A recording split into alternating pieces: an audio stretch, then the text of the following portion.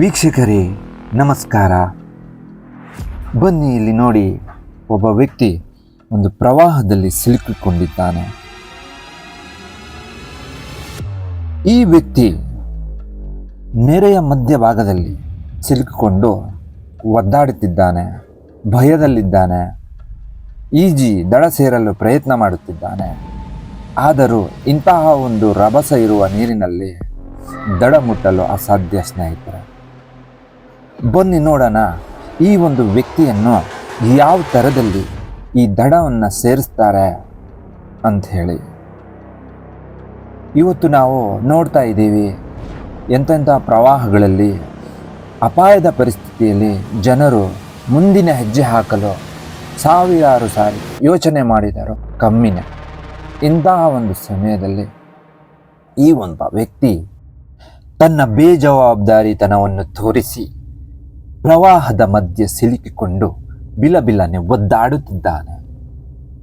ಸ್ನೇಹಿತರೆ, ಇವತ್ತು ನಾವು ಅತಿ ಬುದ್ಧಿವಂತರು ಅಂತ ಹೇಳಿ ತಿಳಿದುಕೊಂಡು ಇವತ್ತು ಆಕಸ್ಮಿಕವಾಗಿ ಆಗುವಂತಹ ದುರ್ಘಟನೆಗಿಂತಲೂ ನಾವು ನಮ್ಮ ಅಜಾಗರೂಕತೆ ಹಾಗೂ ಬೇಜವಾಬ್ದಾರಿತನದಿಂದ ನಮ್ಮ ಪ್ರಾಣವನ್ನು ಕಳೆದುಕೊಳ್ಳುತ್ತಿದ್ದೇವೆ.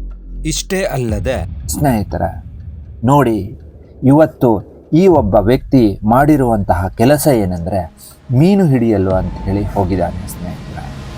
ಈಗ ದಡ ಸೇರಲು ಬರಲು ಆಗದಂತಹ ಪರಿಸ್ಥಿತಿಯಲ್ಲಿ ಈ ವ್ಯಕ್ತಿಯ ಬೇಜವಾಬ್ದಾರಿಯಿಂದ ಇವನನ್ನು ಬಚಾವ್ ಮಾಡಲು ಪೊಲೀಸರು ಹರಸಾಹಸ ಮಾಡುತ್ತಿದ್ದಾರೆ. ನೋಡೋಣ ಸ್ನೇಹಿತರೆ, ಬನ್ನಿ ಇದು ಎಲ್ಲಿ ಆಗಿರುವಂತಹ ಘಟನೆ ಹಾಗೂ ಈ ವ್ಯಕ್ತಿ ದಡವನ್ನು ಸೇರಿ ಬರುತ್ತಾನಾ ಎಂದು ಕಾದು ನೋಡೋಣ.